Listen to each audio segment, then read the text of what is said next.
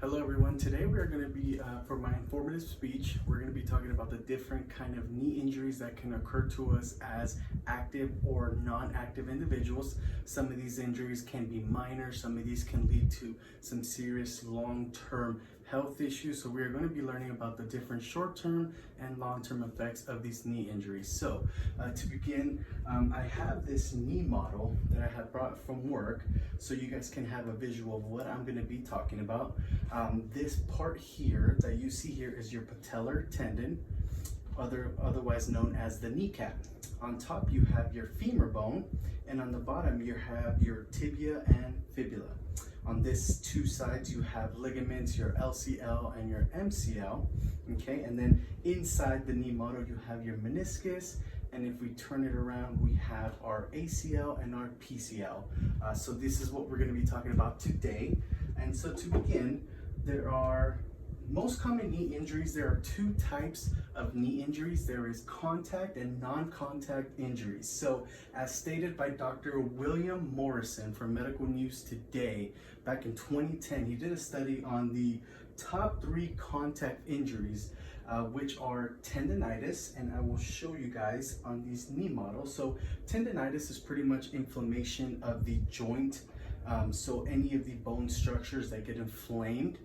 You have osteoarthritis, which is the wear and tear of the bone, as you guys can see there. And then we have bursitis, which is pretty much little sacs that you can see here that get really swollen with synovial joint fluid that can cause pain.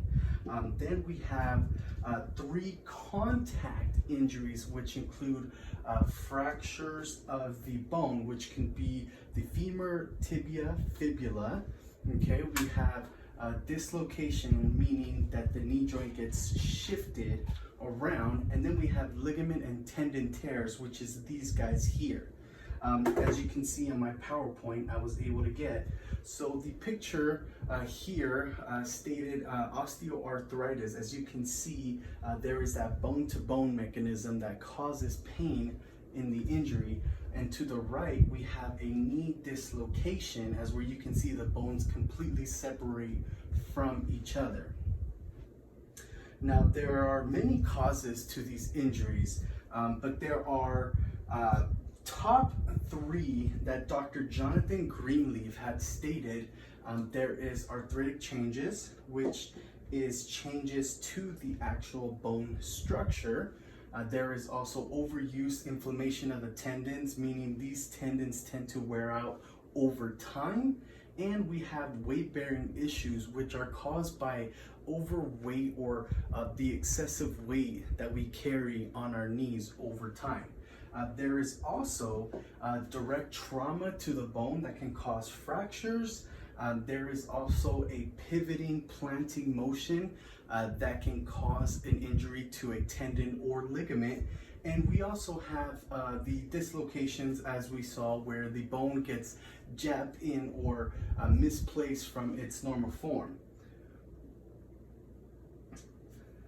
Here to the left, we have an example of an overuse. Runners tend to have knee issues later on in life because of the repetitive motion and a joint that keeps getting pushed in with the rapid force of hitting the ground.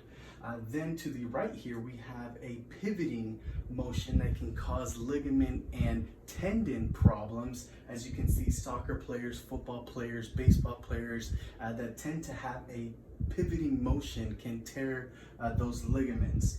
Now, there is long-term and short-term knee injuries. There are top 3 short-term effects to the knee, as stated by Matthew Passon. There is decrease in range of motion. So meaning the joint space is too swollen for it to function like it should.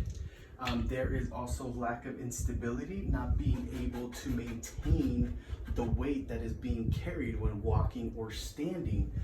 There's also acute chronic pain. We see this with our elderly having knee problems and just having pain when walking or standing. We also have post-traumatic arthritis, which means arthritis that is gathered up in the actual joint space over time. This is a good example of the overuse runner. Over time, they cause so much tension and pressure to the cartilage that it tends to wear off and cause permanent damage. There is also daily activities that can cause the knee joint to swell up, causing you to have irritation when walking and standing.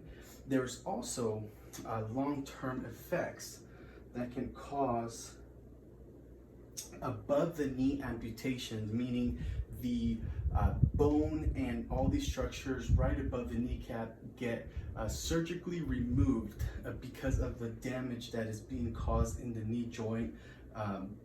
Very life-threatening. There's also a total knee replacement that can be done, but that limits you to the activities that you can do. So now many of these injuries can be prevented by maintaining a good, healthy lifestyle, maintaining a good weight, and also just overall body mechanics, taking care of our body, athletes, and stretching and doing our cool downs and warm-ups, and overall just trying to stay healthy throughout our lives. So I hope you guys learned a little bit about the knee and the injuries and the long and short-term effects that it causes. Thank you guys. Have a good night.